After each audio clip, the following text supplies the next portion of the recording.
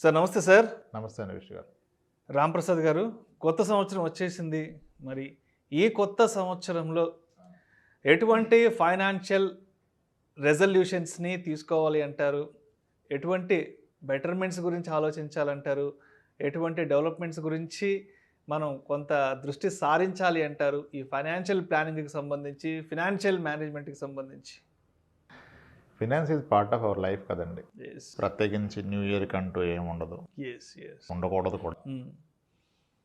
So ఇక్కడ మీరు అన్నట్టుగా it's not finance, it's personal finance.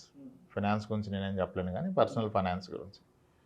Personal finance is something personal to each individual కదా. It depends. అందరికీ ఒక ప్లాన్ ఉండదు, అందరికీ ఒక మెడిసిన్ లాగా ఒక ప్లాన్ ఉండదు. అంటే ప్రతి ఒక్కరి యొక్క స్థితిగతులు వేరు, వాటికి అనుగుణంగా నిర్ణయాలు తీసుకోవాలి కదా. సో అయితే ఎవరిని కాపీ కొట్టకూడదు. ఫస్ట్ ఎవరిని కాపీ కొట్టకూడదు, క్రౌడ్లో ఏదో విని చేయకూడదు. ఇప్పుడు అకాడమిక్స్లో ఎగ్జామ్స్లో కాపీ కొట్టడం కరెక్టా కాదా అనేది క్వశ్చన్ వదిలేస్తే, కాపీ చేయడం వల్ల వచ్చే లాస్ ఏం లేదు. ఎందుకు? ఇద్దరికి ఒకటే క్వశ్చన్ పేపర్, ఇద్దరు బీటెక్ అయితే ఇద్దరిది ఒకటే క్వశ్చన్ పేపర్, చూస్తే పెద్దగా పోయేదేం లేదు. కానీ పర్సనల్ ఫైనాన్స్లో ఎవరిని కాపీ కొట్టకూడదు. What I see people are copying others. That is the biggest problem create చేసేది ఏంటంటే వీఆర్ కాపీయింగ్ అదర్స్. సో ఎవరి ఇండివిజువల్ సినారియోస్ వాళ్ళకు ఉంటాయి. బికాజ్ ప్రాక్టికల్గా మాట్లాడాలంటే people are trying to look rich, they don't want to become rich. ధనవంతుల కనపడాలని చూస్తున్నారు కానీ ధనవంతులు అవుదామని చూడట్లా. ఇంకోటి, the personal finance is entirely different subject. నాకు నాలెడ్జ్ ఉంది, నేను టాలెంటెడ్, 40 లక్షలు శాలరీ సంపాదిస్తున్నానంటే పర్సనల్ ఫైనాన్స్ నాలెడ్జ్ ఉందని కాదు దాని అర్థం. ఆయన డెఫినెట్గా అకాడమిక్స్లో టాలెంటెడ్ కావచ్చు, గోల్డ్ మెడలిస్ట్ కావచ్చు. దీనికి ఒక ఎగ్జాంపుల్ చెప్తాను నేను. సమ్వేర్ ఇన్ 2011 మే మంత్లో అమితాబ్ బచ్చన్ కౌన్ బనేగా కరోడ్పతిలో ద ఫస్ట్ అండ్ టిల్లెట్ అదే హైయెస్ట్ అనుకుంటా 5 crores విన్నర్ ఉన్నారు. సుశీల్ కుమార్ బీహార్ నుంచి 5 crores విన్ అయ్యాడు. కౌన్ బనేగా కరోడ్పతిలో 5 crores విన్ అవ్వాలంటే చాలా జనరల్ నాలెడ్జ్ ఉండాలి, అసలు పీక్స్లో ఉండాలి. Because is a civil aspirant, civil services prepare అవుతున్నాడు. Is also somewhere into teaching or computer ఆపరేటర్గా చేస్తున్నాడు ఒక ప్రైవేట్ స్కూల్లో. ఓకే, సో అంత నాలెడ్జ్తో 5 crores విన్ అయిన వ్యక్తి, అందరూ అప్లోడ్ చేశారు, ఎంతోమంది ఇంటర్వ్యూ తీసుకున్నారు, గ్రేట్ ఆర్టికల్స్ మొత్తం పొగిడింది. ఆ వ్యక్తి తర్వాత అప్పులు పాలైపోయి మొత్తం పోగొట్టుకొని భార్య పిల్లలు వదిలేసి వెళ్ళిపోతే, మళ్ళీ 4-5 ఏళ్ల తర్వాత ఎగ్జామ్ రాసి గవర్నమెంట్ టీచర్గా 18,000 శాలరీకి జాయిన్ అయ్యారు. 5 కోట్లు ఒక్కసారిగా వచ్చి పడ్డాయి. 5 కోట్లు వచ్చి పడ్డాయి. పోస్ట్ ట్యాక్స్ కూడా 3.5 crore వచ్చాయి. 3.5 crore అప్రాక్సిమేట్గా వస్తే, అంత మనీని ఏం చేశాడు ఆయన?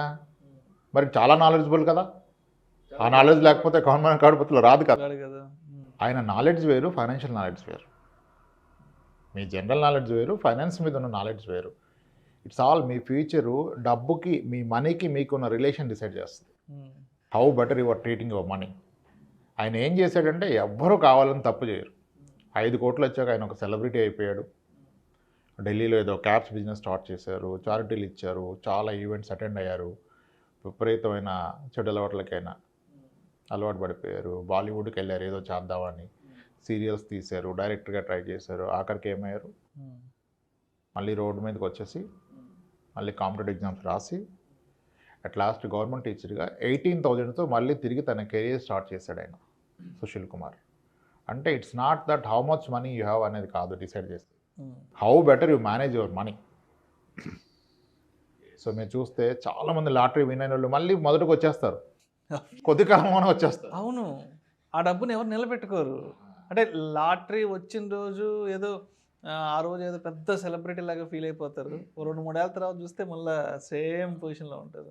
అందరూ అప్పుడే హైప్ ఇచ్చి పబ్లిసిటీ ఇస్తారు, కానీ తర్వాత ఏం జరిగిందని ఎవరు చెప్పడం. సో ఎంత బెటర్గా మీ డబ్బు మేము మేనేజ్ చేస్తారు అనేది చాలా ఇంపార్టెంట్. డబ్బుని బెటర్గా మేనేజ్ చేయడానికి very simple for financial planning చెప్తాను నేను. ప్రతి వ్యక్తి తన జీవితంలో టాప్ ప్రయారిటీ ఫైనాన్షియల్ పరంగా ఏంటి? ఫైనాన్షియల్ పరంగా ఇబ్బందులు తెచ్చే టాప్ ప్రాబబిలిటీస్ ఏంటి? 2 P's. ప్రయారిటీస్ అండ్ ప్రాబబిలిటీస్ తెలుసుకోవాలి. ఎస్. టాప్ ప్రయారిటీ వ్యక్తికి ప్రతిరోజు ఏదో ఒక ప్రయారిటీ ఉంటుంది. ఈరోజు ఎర్లీగా ఆఫీస్కి వెళ్ళటం, ఎర్లీగా ఇంటికి రావటం, మధ్యాహ్నం బయట తినటం, ఈవినింగ్ ఇంటికి తేవడం కాదు. నీ లైఫ్ టైంలో ఫైనాన్షియల్ పరంగా టాప్ ప్రయారిటీస్ ఏంటి అర్థం చేసుకోవాలి. అవి టిపికల్గా ఏమవుతాయి? పిల్లల హైయర్ ఎడ్యుకేషను, పిల్లల మ్యారేజు, మన రిటైర్మెంటు, బయింగ్ ఏ హౌస్, ఇవి టాప్ ప్రయారిటీస్. వీటిలో టాప్ మోస్ట్ ఏంటో ఐడెంటిఫై చేసుకొని అవి ఏ ఇయర్లో నాకు వస్తాయి, ఈ అవసరం ఏ ఇయర్లో వస్తుంది, నా పాప పెళ్ళి ఎప్పుడు వస్తుంది, మా పాప ఎడ్యుకేషన్ గ్రాడ్యుయేషన్ ఎప్పుడు వస్తుంది, నేను రిటైర్మెంట్ ఎప్పుడు అవ్వాలంటే ఆ రోజు నాకు ఎంత మొత్తం అవసరం, దానికి నా దగ్గర ఉన్న ప్లాన్ ఏంటి, అంటే దేంట్లో ఇన్వెస్ట్ చేయాలి, ఎంత మేరకు చేయాలి, ఫస్ట్ ఫిగర్స్ తెలవాలి మీకు. ఆ రోజు అవసరమైన ఫిగర్స్, ఈరోజు కాదు, ఇన్ఫ్లేషన్ ఫ్యాక్టర్ చేసి తెలుసుకోవాలి. వాటికంటూ ఒక ప్లాన్ పెట్టుకోవాలి.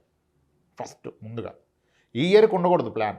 2023లో ఏం చేయాలి కాదు, నా 2034లో మా పాప గ్రాడ్యుయేషన్కి వస్తే, ఇప్పుడు 5 ఏళ్ళు ఉన్న పాప 34లో 35లో గ్రాడ్యుయేషన్కి వస్తే ఆ రోజు నా పాప కాలేజ్ ఫీజు ఎంత అవుతుంది? ఈరోజు 20 లక్షలు అయితే ఆ రోజు ప్రాబబ్లీ 50 లక్షలు అవుతుంది. ఆ 50 లక్షలు నా దగ్గర ఏం ప్లాన్ ఉంది? నా రిటైర్మెంట్ 30 ఏళ్ళ తర్వాత వస్తే, 20 ఏళ్ళ తర్వాత వస్తే నా నెలవారీ ఖర్చు ఎంత అవుతుంది? ఈ రోజున్న ఖర్చు అయితే అవదుగా, ప్రతి 10 ఏళ్ళకి ఖర్చు రెట్టింపు అవుతుంది. సో అప్పుడు ఎంత అవుతుంది? దానికి నేను ఏం ఏర్పాటు చేసుకుంటే అవుతుంది? ఇది ఫస్ట్. మాతో ఇవన్నీ లాంగ్ టర్మ్, ఇవన్నీ చేస్తూ పోతే అచీవ్ అవుతాం. ఈరోజు రియలైజ్ అయ్యి చేస్తేనే అచీవ్ అవుతాం. సో లాంగ్ టర్మ్ గోల్స్ ఏంటనేది మనం ఐడెంటిఫై చేసుకోవాలి. ఫస్ట్ లాంగ్ టర్మ్ అడ్రస్ చేసి ఎక్సెస్ మనీతో షార్ట్ టర్మ్ అటెండ్ చేయాలి. షార్ట్ టర్మ్ ఎప్పుడు బిగ్గర్ గోల్స్ ఉంటాయి. ఇప్పుడు 3 కోట్లు ఇల్లు కొనొచ్చు, ఇద్దరు వర్కింగ్ ఉంటాయి, కానీ రాబోయే 15 ఏళ్ళు ఈ 3 కోట్లు అప్పు తీసడానికే సరిపోద్ది. ఇంకా అప్పుడు లాంగ్ టర్మ్ ఏమి మిగిలి ఉండవు అక్కడ. So long term goals identify చేసుకోవాలి. ఆ గోల్స్ని డిస్టర్బ్ చేయగలిగిన కొన్ని ఉన్నాయి లైఫ్లో, అవే ప్రాబబిలిటీస్. అంటే ఆరోగ్యపరమైన సమస్యలు వస్తే, ఆరోగ్యపరంగా ఎక్కువ ఖర్చు అయితే, లేదా వ్యక్తిగా ఉన్న రిస్క్ అయి చనిపోతే ఏంటి అంటే ఆ రెండే ఇన్సూరెన్స్లు. సో ఫస్ట్ ఈ ప్రాబబిలిటీస్ ఏంటి? హెల్త్ పరంగా ఎంత పెద్ద ఇబ్బంది వచ్చినా అది నా ఫ్యామిలీకి బర్డెన్ అవ్వదు. నేను ఒక 50 లక్షలు కవరో 1 crore కవరో తీసుకున్నాను హెల్త్ ఇన్సూరెన్స్, నేను 50 లక్షలు 1 crore చెప్తాను. అందరూ అంటారు ఎందుకు అంత అంటే ఏముండదు డిఫరెన్స్.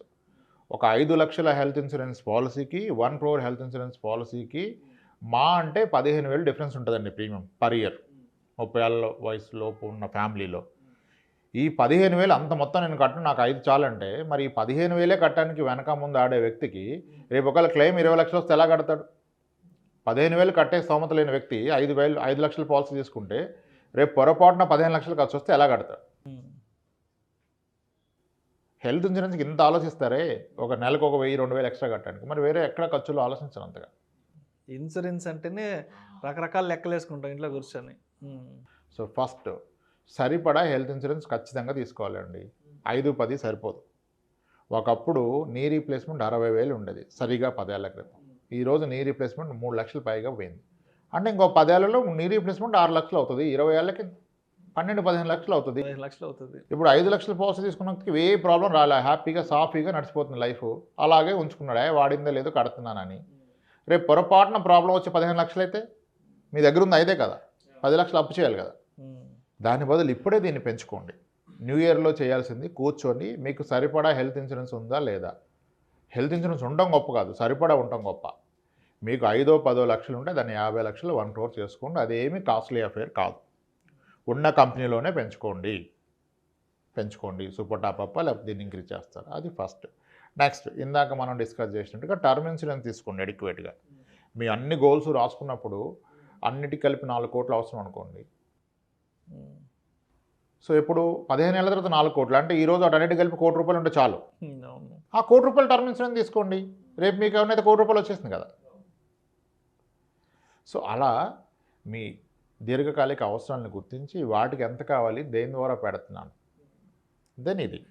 నిజానికి ఇవన్నీ చాలా పెద్ద అమౌంట్ అనిపిస్తుంది, కానీ మీరు ఫైండ్ అవుట్ చేస్తే నిజానికి చిన్న అమౌంట్ కూడా అనిపిస్తుంది కొన్నిసార్లు. ఫైనాన్షియల్ ప్లానింగ్కి వచ్చే వాళ్ళు 80%కి క్యాపబిలిటీ ఉంటుంది, ఈజీగా అచీవ్ చేయగలరు, కానీ క్లారిటీ పెట్టుకోరు. ఏదో అనుకుంటారు. One should know what is enough అనేది కూడా తెలుసుకోవాలి. Beyond a point there is no meaning. Huge money సంపాదిస్తా 100 కోట్లు 20 కోట్లకి మీనింగే లేదు. అసలు నాకు ఎంత కావాలో అంత చేస్తే అయిపోయింది కదా.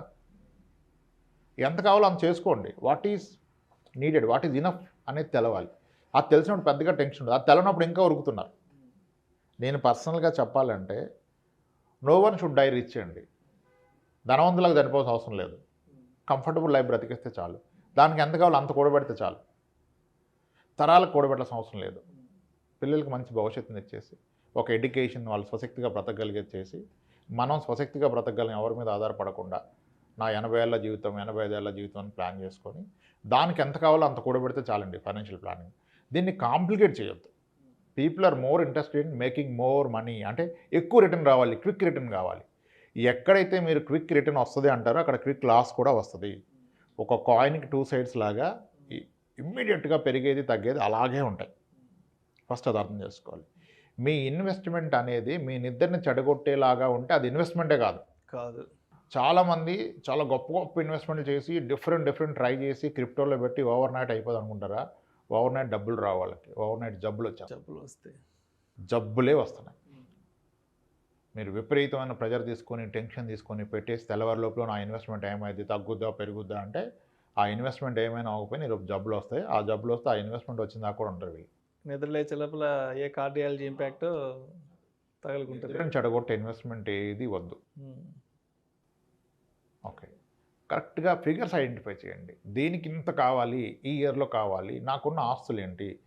లేదు ఆల్రెడీ ఉన్న ఆస్తులు పెద్దగా కూడబెట్టాల్సిన అవసరం లేదు. దీన్ని ఒక్కోదాన్ని లింక్ చేసి పెట్టుకోండి కదా. ఇది దీనికి లింక్ పెట్టుకోండి, అయిపోయింది. అక్కడికి అయిపోయింది. కొత్తగా చేసిన అక్కర్లేదు. అన్నీ అవైలబుల్ ఉంటాయి.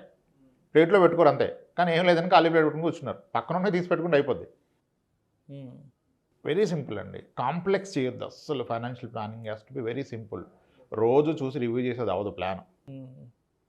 మన టైం మన చేతిలో ఉండటమే ఫైనాన్షియల్ ఫ్రీడమ్. యాక్చువల్గా having your time completely in our control is financial freedom. మనం గత వీడియోలో చెప్పుకున్నాం కదా, వాచ్ లేకుండా బ్రతికే లైఫ్ రిటైర్మెంట్ లైఫ్. డబ్బు గురించి బెంగ లేకుండా టైం చూడకుండా పీస్ఫుల్గా బ్రతికేది retirement life. So priorities and ప్రాబబిలిటీస్ని అడ్రస్ చేయటమే ఫైనాన్షియల్ ప్లానింగ్. ఎక్కువ నాలెడ్జ్ పెంచుకొని ఎక్కువ రీసెర్చ్ చేస్తానంటే ప్రాబ్లీ నాలెడ్జ్ కావాలి. బట్ డబ్బుని క్విక్గా పెంచే నాలెడ్జ్ వస్తే మాత్రం అది హార్మ్ఫుల్ అని నేను పర్సనల్గా బిలీవ్ అవుతాను. That's it sir. న్యూ ఇయర్లో చేయాల్సింది review your existing investments, find out your future financial needs, make it a simple plan, ensure that మీ ఇన్వెస్ట్మెంట్లు అన్నీ కూడాను కనీసం ద్రవ్యోల్బణం కన్నా ఎక్కువ రిటర్న్ ఇచ్చేది చూసుకోండి. ప్రైమరీ అదొక్కటి చెక్ చేసుకోండి. ఖర్చులు పెరిగిపోతున్నాయి, కూరగాయలు డబుల్ అయిపోయినాయి అంటాడు. మరి నీ డబ్బు డబుల్ అవ్వకపోతే ఏం లాభం? 10 ఏళ్ళలో కూరగాయలన్నీ కిలో 15-20 రూపాయల నుంచి 40 రూపాయలు 60 రూపాయలు అయిపోయినప్పుడు 10 ఏళ్ల క్రితం పెట్టిన అప్పుడు ఇంకా డబుల్ అవ్వాలి ఫిక్స్డ్ డిపాజిట్. మరి అప్పుడు ఏం లాభం? నీ డబ్బు పెరుగుతుందా తగ్గుతుందా? Real return. Existing investments review చేసుకోవాలి, గోల్స్ ఐడెంటిఫై చేసి ఇన్వెస్ట్మెంట్ చేసుకోవాలి sir. Thank you sir. Thank you so much Ramprasad గారు. కొత్త సంవత్సరంలో పర్సనల్ ఫైనాన్స్కి సంబంధించి ఎటువంటి జాగ్రత్తలు తీసుకోవాలి అంటే అంశం గురించి మన ఆడియన్స్కు చాలా క్రిస్టల్ క్లియర్గా మీ సలహాలని సూచనలు తెలియజేశారు sir. Thank you so much sir. Right sir.